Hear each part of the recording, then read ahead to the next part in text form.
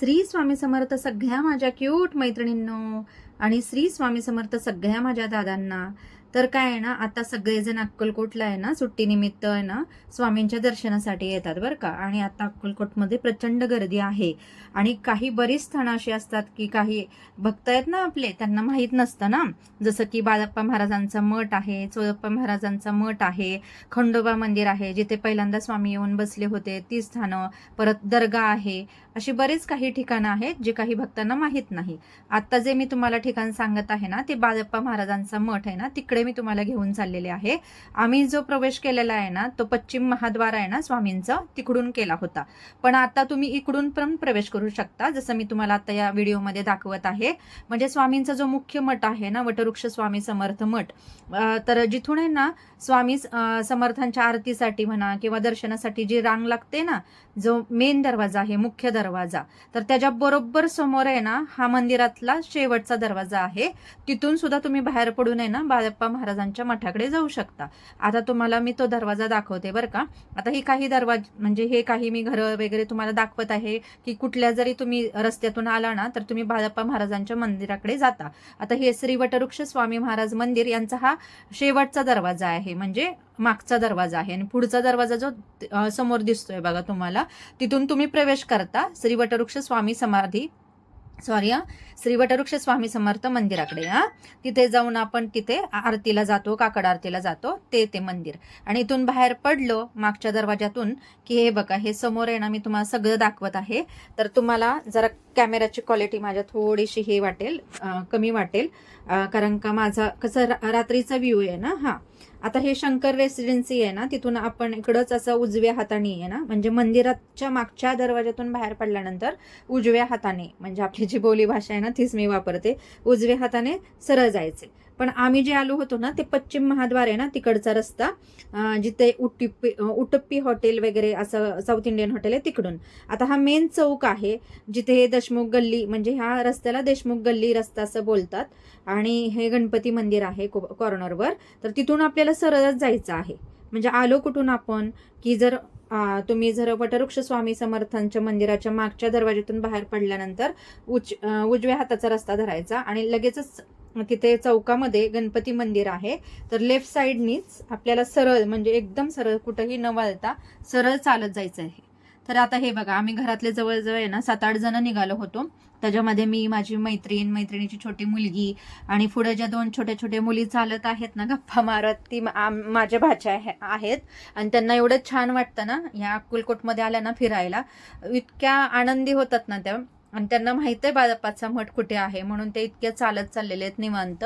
आणि त्याच्या पुढे आहे ना तिकडे लांब आजी आजोबा चाललेले आहेत. नंतर माझे गुरु पण माझ्या बरोबर होते आणि माझ्याच गुरूंनी सगळी स्थानं दाखवलेली आहेत आणि खूप डीपमध्ये सगळी अशी डिटेलमध्ये माहिती स्वामींविषयी त्यांनी मला सांगितलेली होती की कुठे स्वामींचं स्थान आहे, स्वामींनी कुठे लीला दाखवल्या आणि कोणत्या लीला स्वामींनी केल्या भक्तांबरोबर.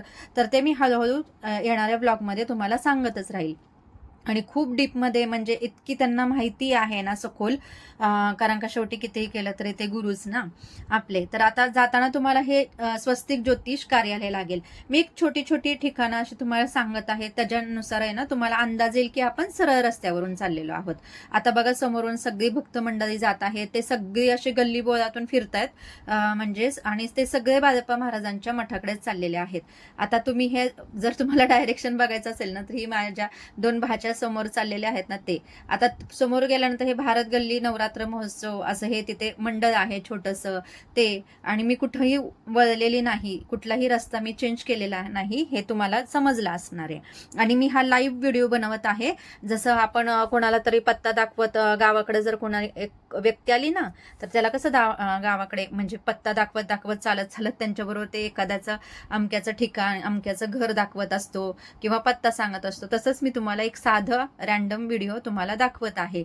आणि माझ्या कॅमेऱ्याची क्वालिटी पण एवढी क्लिअर नाहीये, रात्रीची वेळ आहे ना त्याच्यामुळे. आता बघा, आपण आहे ना अक्षरशः 5 ते 7 मिनिटातच आहे ना मुख्य मंदिरापासून आहे ना, वटवृक्ष मंदिरापासून इथे बाळप्पा महाराजांच्या मठाकडे आलेलो आहोत. त्याला गुरु मंदिर पण म्हणतात बरं का. आणि हे मुख्य मंदिर श्री बाळप्पा महाराज आहे ना, त्यांचं हे मुख्य मंदिर. आता जे कोणी नवीन पोथी वाचतायत किंवा नवीन भक्तीमध्ये आहेत ना, तर त्यांना हे नक्की समजेल की बाळप्पा महाराज कोण होते. स्वामींचे अतिशय जिवलग म्हणजे अतिशय जवळचे जे होते ना सेवक, त्यांच्यापैकी एक आणि त्यांचे शिष्य म्हणून बाळप्पा महाराज ते होते. आणि आता तुम्ही हे समोर बघताय ना, की तुम्हाला असं वाटेल की बाबा हे चौकोन चौकोन काय आहे. तर या चौकोनामध्ये स्वामींचे ना प्रत्यक्षात पाऊल खुणा आहेत ना उमटलेले आहेत आणि त्यांनी ते कुणाचं त्याच्यावर पाय पडू नये ना म्हणून असं पांढऱ्या रंगाने चौकोन करून ठेवलेलं आहे. म्हणजे भक्तांना समजावं की त्याच्यावर पाय द्यायचा नाहीये.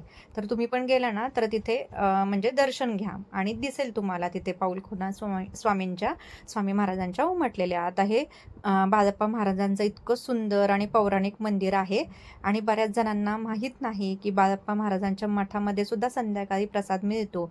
तर आपल्याबरोबर लहान मुले असतात. आता आमच्याबरोबर जी लहान मुलं आहेत ना, ते का स्पेशली आली आहेत त्याचं कारण आहे ना, एक फार गमतीशीर आहे की स्वामींच्या मठातल्या आमटी भाताचा प्रसाद खायला त्यांना फार आवडतो आणि फार उशीर झाला होता आम्हाला इकडे यायला आणि त्यामुळे आम्ही मुख्य अन्नछत्रामध्ये प्रसाद न घेता इथे बाळप्पा महाराजांच्या मठामध्येच आम्ही प्रसाद घेतला. आता हे म्हणजे जे गुरु मंदिर आहे ना, तिथे बघा किती छान अशी ही पाटी लावलेली आहे. तर तुम्ही आहे ना ते पॉज करून म्हणजे थांबून तिथं वाचू शकता की तिथे तुम्हाला ह्या मंदिरामध्ये काय काय पाहायला मिळेल आणि तिथे तुम्ही चौकशी करून ते पाहू शकता. आत मंदिरात गेल्यानंतर आहे ना, तुम्ही स्वतः प्रत्यक्षात तिथे विचारा की ह्या गोष्टी कुठं आहेत, म्हणजे ते तुम्हाला दाखवतील. आता बाळप्पा महाराजांच्या मंदिरातून म्हणजे मठामधून बाहेर पडल्यानंतर हे बांगड्यांचं दुकान लागतं. आता आपण परत चाललेलो आहोत श्री वटवृक्ष स्वामी समर्थाच्या मंदिराकडे. माफ करा जरा कॅमेरा थोडासा माझा ब्लर होत आहे आणि खूप असा म्हणजे रस्त्यावर अंधार होता ना, त्याच्यातून जेवढं पाहिजे तेवढं मी शूट करत आहे. पण मी शूट कुठेही कट केलेलं नाहीये बरं का. तर आता हे समोर बघता तुम्ही परत तो चौक आलेला आहे आणि त्याच्यामध्ये हा मुख्य वाडा आहे, बोरगावकर वाडा, देशमुख वाडा त्याला बोलतात. आणि आता जिथून आपण उजव्या साईडला वळलो होतं ना येताना, तसंच आता परत जाताना आपल्याला उजव्या साईडने वळायचं आहे. आता समोर माझ्या भाच्या आहेत 2, माझे मिस्टर पुढे चालत आहेत त्यांना घेऊन. आणि आता त्यांचा रस्ता चुकला, ते सरळ तिकडे पश्चिम महाद्वाराकडेच त्यांना वाटलं जायचं आहे परत आपल्याला.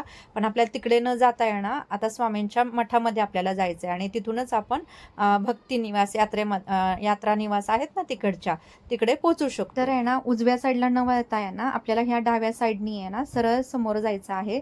श्री वटवृक्ष स्वामी समर्थ महाराज मंदिर.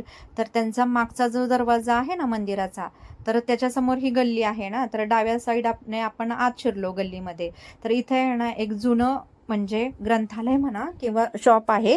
तर इथे तुम्हाला स्वामींचे सुंदर अतिशय सुंदर पोर्ट्रेट फोटो मिळतात. ग्रंथ जे पौराणिक ग्रंथ आहेत ना सगळे स्वामींचे, बखर म्हणा किंवा स्तोत्र पठण करण्यासाठी नित्य नियम जो पठण करण्यासाठी जी प्युअर पुस्तकं असतात ना, ते त्यांच्याकडे सगळी छान अशी पुस्तकं तुम्हाला तिथे मिळतील.